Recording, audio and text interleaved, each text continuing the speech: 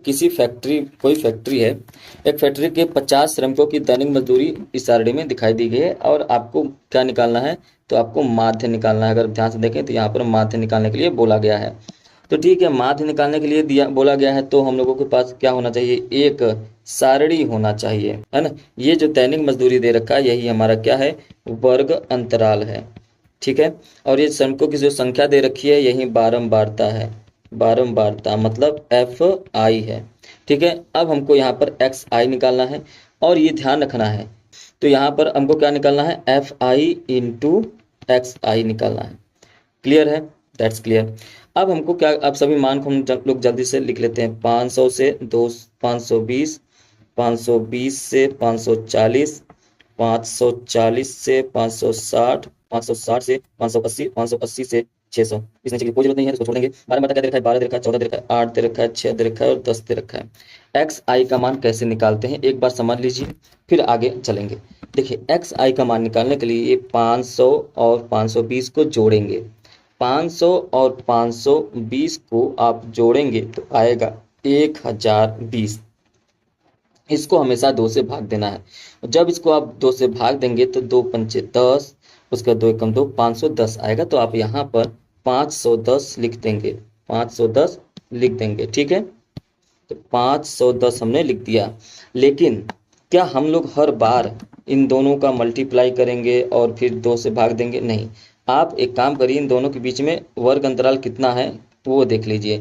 तो कहेंगे 500 से 520 हो रहा है मतलब 20 का अंतर, 520 से 540 हो रहा है मतलब 20 का अंतर, मतलब हर जगह 20 का अंतर है। इसका मतलब हर बार हम लोग क्या करते जाएंगे, 20 20 20 20 जोड़ते जाएंगे। ठीक है, 20 20 जोड़ना है तो 530 हो जाएगा ये, फिर 20 जोड़ेंगे 550 हो जाएगा ये, फिर 20 जोड़ेंगे 570 हो जाएगा ये, फिर 20 जोड़ेंगे 590 हो जाएगा। अब बात है कि यहाँ पर हमको क्या करना है, यहाँ पर हमको करना है, जोड़ना है।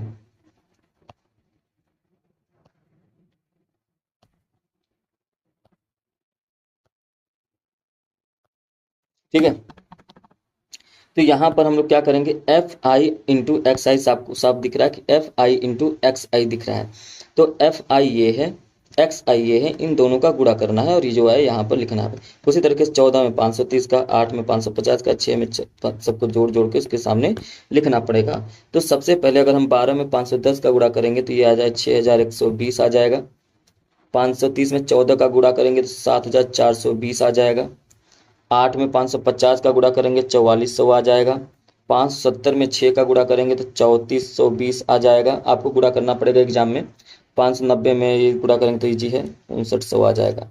ठीक है, अब आप कहेंगे कि सर हम लोग ये इतना तामझाम क्यों बना रहे हैं, तो अब बना रहे हैं क्योंकि आपको फार्मूला पता होना चाहिए कि माध्य बराबर क्या होता है, sigma F I into X I बटे में सिग्मा एफ आई, यही होता है। ठीक है, अच्छी बात है। तो सिग्मा का मतलब क्या होता है, सिग्मा का मतलब जिसके आगे लगा रहता है उन सबका जोड़। तो ये एफ आई इंटू एक्स आई के लगा है, मतलब एफ आई इंटू एक्स आई में ये सभी है, इन सभी को जोड़ना है और जो आएगा वही सिग्मा एफ आई एक्स आई का मान होगा। इन सभी को हम लोग जब जोड़ेंगे तो हमारा जो मान आएगा वो आएगा 27 26 0, 27 26 0 हमारा आएगा। तो ये हमारा क्या हो जाएगा, सिग्मा एफ आई एक्स आई। उसी तरीके से सिग्मा लगा है एफ आई के आगे, इसका मतलब एफ आई का मान हमको पूरा जोड़ना पड़ेगा, तभी यहाँ पे जो मान आएगा वो सिग्मा एफ आई होगा। तो ये कितना आ जाएगा, तो इसको जोड़ेंगे तो अब टोटल 50 आ जाएगा। तो दोनों का मान हमको साफ साफ दिखाई दे रहा है कि sigma F I into X I बराबर ये हो गया और सिग्मा एफ आई बराबर 50 हो गया। तो यहाँ पर हो जाएगा 27 26 0 बटे में 50। तो इसको जब हम लोग डिवाइड करेंगे तो हमारा जो आंसर आएगा वो आ जाएगा 545.2 और यही हमारा क्या हो जाएगा, माध्य हो जाएगा, आंसर हो जाएगा।